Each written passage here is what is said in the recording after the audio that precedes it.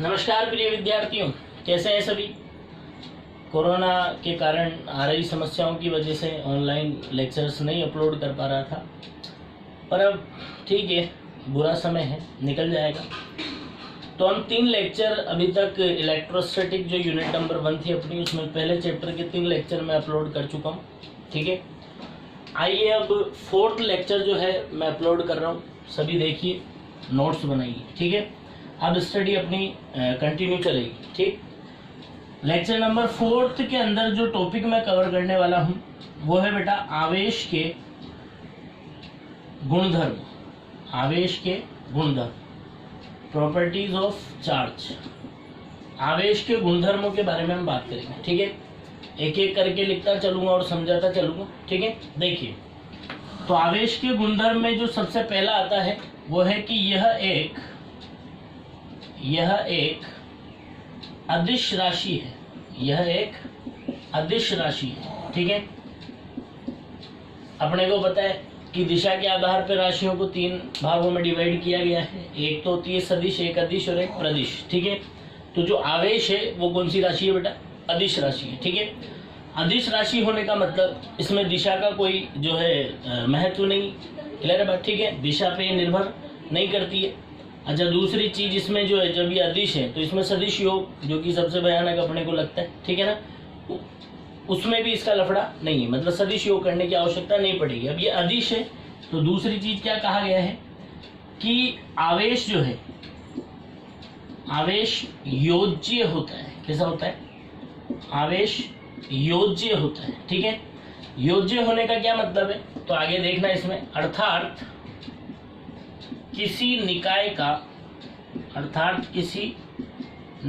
का परिणामी आवेश, अर्थात किसी निकाय का परिणामी बोल लो या नेट बोल लो, परिणामी या नेट आवेश उस निकाय में उपस्थित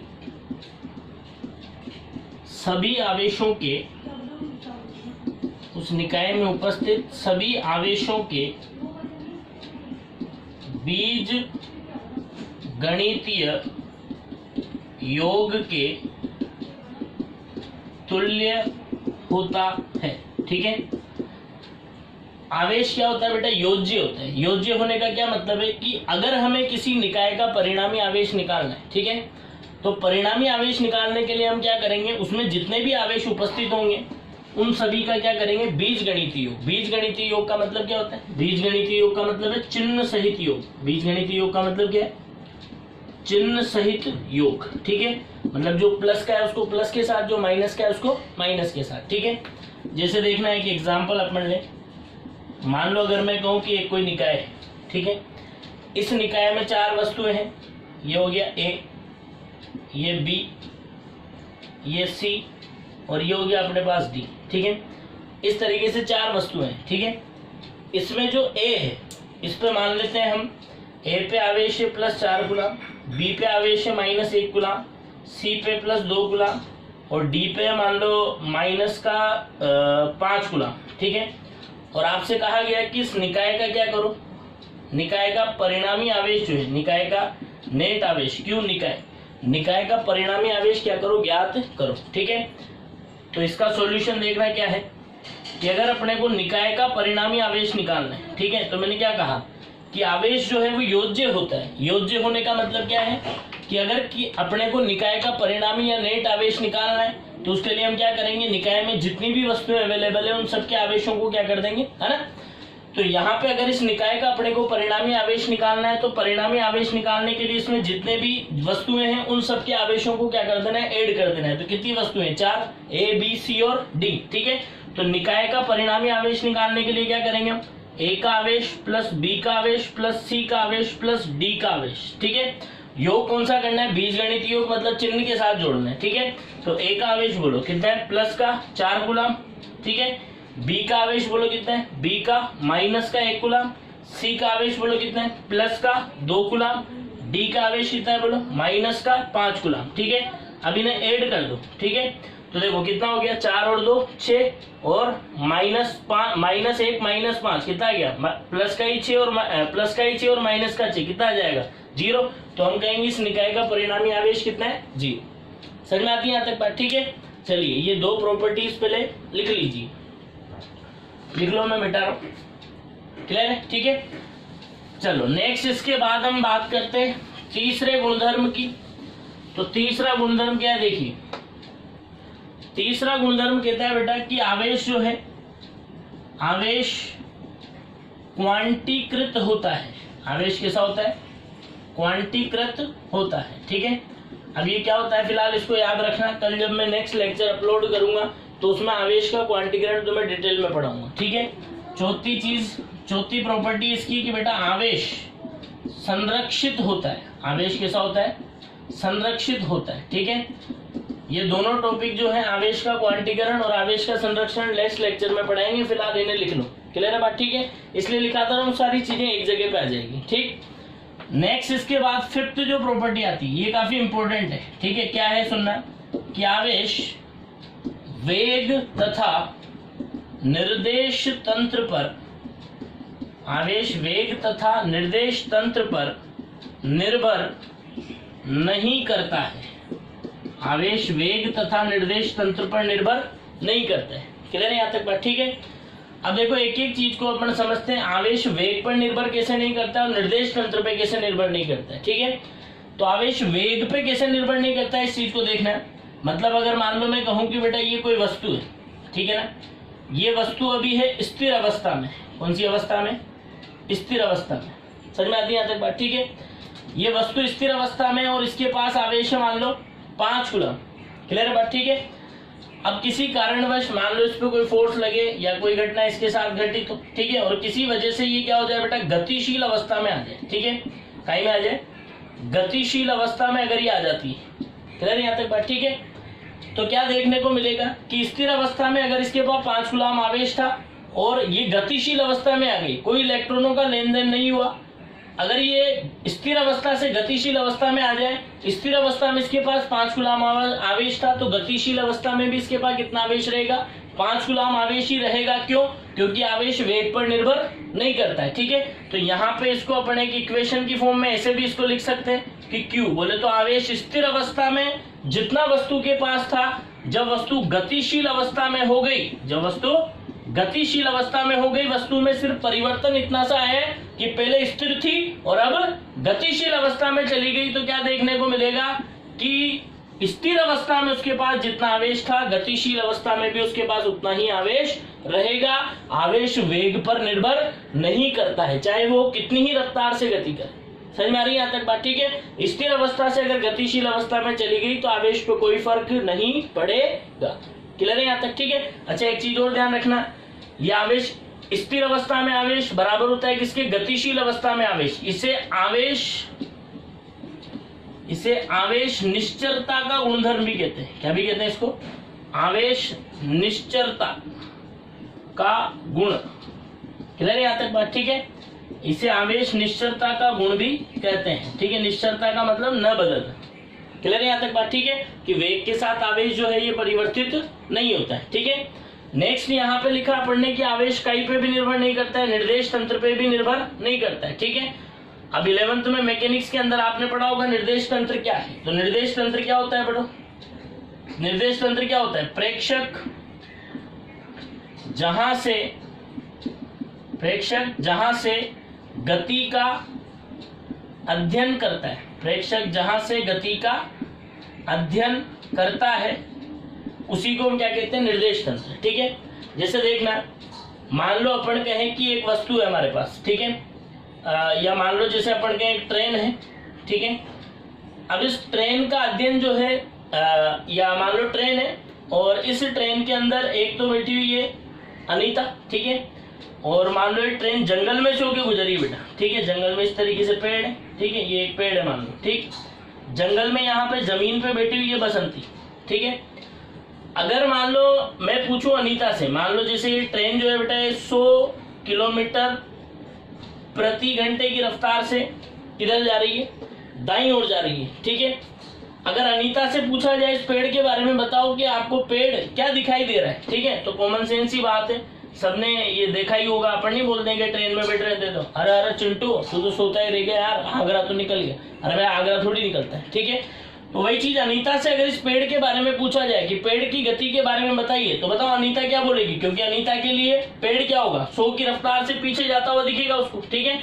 तो अनीता कहेगी कि मेरे लिए तो पेड़ क्या हो रहा है, 100 किलोमीटर प्रति घंटे की रफ्तार से बाईं ओर जा रहा है। समझ में आती है यहाँ तक बात, ठीक है।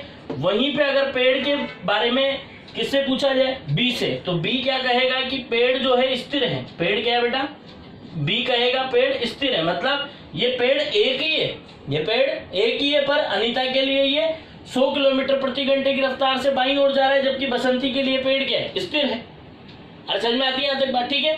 तो इसी चीज को फिजिक्स की लैंग्वेज में कैसे कहा जाएगा कि अनीता के निर्देश तंत्र में पेड़ 100 किलोमीटर प्रति घंटे की रफ्तार से बाईं ओर जा रहा है, जबकि बसंती के निर्देश तंत्र में पेड़ क्या है, स्थिर है। क्लियर है यहाँ तक बात, ठीक है।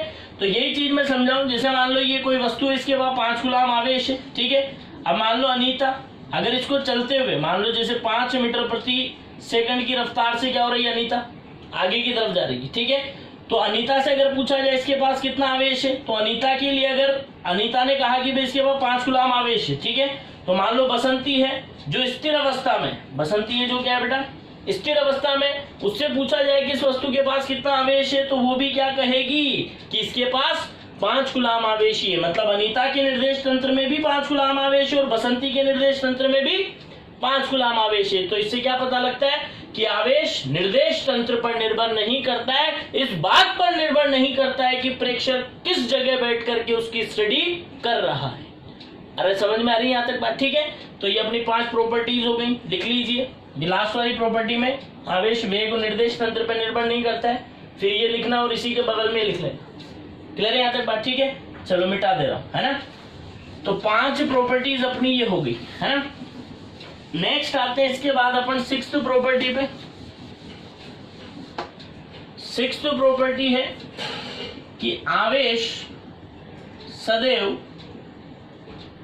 द्रव्यमान से, आवेश सदैव द्रव्यमान से परिबद्ध होता है। आवेश सदैव द्रव्यमान से परिबद्ध होता है, क्या मतलब इसका, अर्थात बिना द्रव्यमान के आवेश संभव नहीं है, बिना द्रव्यमान के आवेश संभव नहीं है, ठीक है। तो बात आएगी क्या सर, फिर बिना आवेश के द्रव्यमान संभव होगा, तो क्या कहा गया है, जबकि द्रव्यमान बिना आवेश के भी, बिना आवेश के भी संभव हो सकता है, ठीक है। देखो क्या लिखा कि आवेश सदैव काय से परिबद्ध होता है, द्रव्यमान से परिबद्ध होता है। द्रव्यमान से परिबद्ध होने का मतलब बिना द्रव्यमान के आवेश संभव नहीं है, जबकि जो द्रव्यमान होता है वो बिना आवेश के भी संभव होता है। अरे क्लियर है यहाँ तक बात, ठीक है। तो सुनना, इसका क्या मीनिंग है, देखो जैसे अपन कहें, मान लो जैसे मैं बात करूं, यहाँ पे ले रहे हो कण लेते हैं अपन कुछ, मान लो जैसे इलेक्ट्रॉन ले लिया, एक अपन ने प्रोटॉन ले लिया और एक अपन ने बेटा न्यूट्रॉन ले लिया, ठीक है। यहाँ पे इनके आवेश लिख रहा हूँ, तो इलेक्ट्रॉन का आवेश पता ही होगा, बोलो कितना होता है, माइनस का 1.6 इंटू 10⁻⁻19 कूलम, जिसे माइनस ई से भी अपन लिखते हैं, ठीक है। अच्छा, इलेक्ट्रॉन के पास द्रव्यमान भी होता है, कितना होता है बोलो, 9.1 गुणा 10⁻−31 किलोग्राम, ठीक है। प्रोटॉन का आवेश बोलो, प्लस का 1.6 गुणा 10⁻19 कूलम, इसको प्लस ई से भी हम लिखते हैं, ठीक है। और प्रोटॉन के द्रव्यमान की बात करें तो 1.672 गुणा 10⁻27 किलोग्राम, पहले लिखवा चुका हूँ, ठीक है। न्यूट्रॉन के आवेश की हम बात करें तो न्यूट्रॉन का आवेश कितना होता है, 0, जबकि न्यूट्रॉन का द्रव्यमान 1.675 गुणा 10⁻−27 किलोग्राम। तो ध्यान से देखना, क्या इलेक्ट्रॉन के पास आवेश है, तो हम कहेंगे हाँ इलेक्ट्रॉन के पास आवेश है। तो क्या इलेक्ट्रॉन के पास द्रव्यमान भी है, तो हम कहेंगे है, ठीक है। क्या प्रोटॉन के पास आवेश है, तो हम कहेंगे प्रोटॉन के पास आवेश है। क्या प्रोटॉन के पास द्रव्यमान है, तो हम कहेंगे प्रोटॉन के पास द्रव्यमान भी है, ठीक है। इस तरीके से कई कणों के बारे में देखा गया, जिनके पास आवेश था तो उनके पास क्या भी था, द्रव्यमान, ठीक है। जबकि न्यूट्रॉन की बात करें, क्या न्यूट्रॉन के पास द्रव्यमान है, तो हम कहेंगे है। क्या न्यूट्रॉन के पास आवेश है, तो हम कहेंगे नहीं है, ठीक है। तो इससे क्या पता लगता है कि आवेश वही रख सकता है जिसके पास द्रव्यमान होता है। आवेश वही रख सकता है जिसके पास द्रव्यमान होता है। बिना द्रव्यमान के आवेश का अस्तित्व संभव नहीं है, जबकि द्रव्यमान अगर कोई रखता है तो वो आवेश रखे ऐसा कोई जरूरी नहीं। समझ में आती है यहाँ तक बात? ठीक है, सिंपल लैंग्वेज में इसको ऐसे समझ लो। मान लो आपको ठेका दे दिया जाए कि किसी को आपको आवेशित करना है, ठीक है। आपके पास लाइन लगा करके लोग बाग आते हैं, आपसे कहते हैं आवेश दो, तो आप उनसे पूछेंगे, भाई वो बोलेंगे आपसे हमारे अंदर आवेश का गुण जागृत करो, तो आपका पहला क्वेश्चन होगा कि आपके पास द्रव्यमान है। अगर वो कहें कि हाँ हमारे पास द्रव्यमान है, अरे समझ में आती है यहाँ तक बात? ठीक है, हमारे पास द्रव्यमान है, तो हम क्या कहेंगे? हाँ भाई तू आवेश रख सकता है। पर अगर मान लो किसी ने कहा मेरे पास द्रव्यमान नहीं है, तो क्या वो आवेश का गुण प्रदर्शित कर पाएगा? वो नहीं प्रदर्शित कर पाएगा। समझ में आती है यहाँ तक बात? ठीक है, लिखो इसे, लिख लिया? चलो ठीक है। नेक्स्ट इसके बाद 7th प्रॉपर्टी अपन लेते हैं। ये 7th 8th और 9th ये प्रॉपर्टीज काफी इंपॉर्टेंट है, ध्यान रखना कि जो स्थिर आवेश होता है, स्थिर आवेश अपने चारों ओर, स्थिर आवेश अपने चारों ओर केवल विद्युत क्षेत्र, स्थिर आवेश अपने चारों ओर केवल विद्युत क्षेत्र उत्पन्न करता है। ठीक है, अगर कोई आवेश स्थिर होगा तो वो अपने चारों तरफ क्या उत्पन्न करेगा? विद्युत क्षेत्र। ठीक है, 8वीं प्रॉपर्टी है नियत चाल से, ध्यान रखना भाई, नियत चाल से। ठीक है, नियत चाल से का मतलब ऐसा आवेश है जो चल रहा है। ठीक है, कैसे चल रहा है? नियत चाल से। नियत चाल से चलने का मतलब न तो उसकी रफ्तार बढ़ रही है न उसकी रफ्तार घट रही है। ठीक है, नियत चाल से गतिमान आवेश अपने चारों ओर विद्युत क्षेत्र के साथ साथ चुंबकीय क्षेत्र भी उत्पन्न करता है। क्लियर है यहाँ तक बात? ठीक है, नेक्स्ट अपन ले 9th, त्वरित या मंदित या बोल लो असमान या असमान चाल से गतिशील आवेश अपने चारों ओर विद्युत क्षेत्र एवं चुंबकीय क्षेत्र के साथ साथ विद्युत चुंबकीय तरंगे भी उत्पन्न करता है। ठीक है, ये आपको याद रखना है, बाकी डिटेल में डिस्कशन इनका आगे हम करेंगे। ठीक है, कई चैप्टर जिनमें ये सारी चीजें काम आएगी। ठीक है, ध्यान रखना, स्थिर आवेश अपने चारों तरफ क्या उत्पन्न करेगा? केवल विद्युत क्षेत्र। क्लियर है बात? ठीक है, नियत चाल से अगर कोई आवेश गतिशील है, नियत चाल से चलने का मतलब न तो उसकी रफ्तार बढ़ेगी और न ही उसकी रफ्तार घटेगी। ठीक है, नियत चाल से अगर कोई आवेश गतिशील है, ठीक है, तो वो विद्युत क्षेत्र तो उत्पन्न कर ही रहा था, साथ के साथ क्या भी उत्पन्न करने लगेगा? चुंबकीय क्षेत्र भी उत्पन्न करने लगेगा। ठीक है, अगर त्वरित या मंदित आवेश है, त्वरित का मतलब बढ़ती हुई रफ्तार से चले, मंदित का मतलब घटती हुई रफ्तार से चले, या एक शब्द में कहें असमान चाल से अगर कोई आवेश गतिशील होता है तो अपने चारों ओर विद्युत क्षेत्र, चुंबकीय क्षेत्र और इसके साथ साथ विद्युत चुंबकीय तरंगों का भी क्या करने लगेगा? उत्सर्जन करने लगेगा। क्लियर है बात? ठीक है, जैसे अपन कहें त्वरित मंदित दोनों का मिलाकर के अगर मैं एक एग्जांपल लूं तो अपन बोल सकते हैं दोलन गति। कौन सी गति? दोलन गति। ठीक है ना, क्योंकि दोलन गति के अंदर पता है ना, ये मान लो जैसे मैं कहूँ ये मीन पोजीशन है। क्लियर है बात? ठीक है, तो माध्य स्थिति से जब दूर हो जाता है, ठीक है, तो उसकी रफ्तार क्या होती है? घटती है। जो भी दोलन गति कर रहा होता है माध्य स्थिति से जुड़ जाएगा तो उसकी रफ्तार घटेगी, और माध्य स्थिति की ओर आएगा तो उसकी रफ्तार बढ़ेगी। ठीक है, तो दूर जा रहा है तब तो मंदित है, पास आ रहा है जब त्वरित है। क्लियर बात यहाँ तक? ठीक है, तो त्वरित या मंदित आवे ये दोनों का मिक्स एग्जांपल हो गया दोलन गति। क्लियर बात? ठीक है, अच्छा इसमें एक चीज और समझ लेना, इसका काफी उपयोग भी है, बेतार संचार। ठीक है, जो वायरलेस कम्युनिकेशन आज मोबाइल फोन हम यूज कर पा रहे हैं वो आवेश की इसी प्रॉपर्टी की वजह से हम यूज कर पा रहे हैं। क्लियर बात? ठीक है, क्योंकि जो भी मैसेज हम भेजते हैं, ये हमारा मोबाइल है मान लो, इस मोबाइल में एंटीना होता है अंदर। ठीक है, जो भी मैसेज हम भेजते हैं एक मोबाइल से दूसरे मोबाइल में जब वो जा रहा है, ठीक है, तो उसे लेकर के कौन जाती है, उसे लेकर के जाती है विद्युत चुंबकीय तरंग। कौन लेके जाएगी बेटा, विद्युत चुंबकीय तरंग। अब ये विद्युत चुंबकीय तरंगे कहाँ से मिलेगी, तो ये विद्युत चुंबकीय तरंगे मिलती है अपने को कहाँ से, दोलन गति करते हुए आवेश से, ठीक है।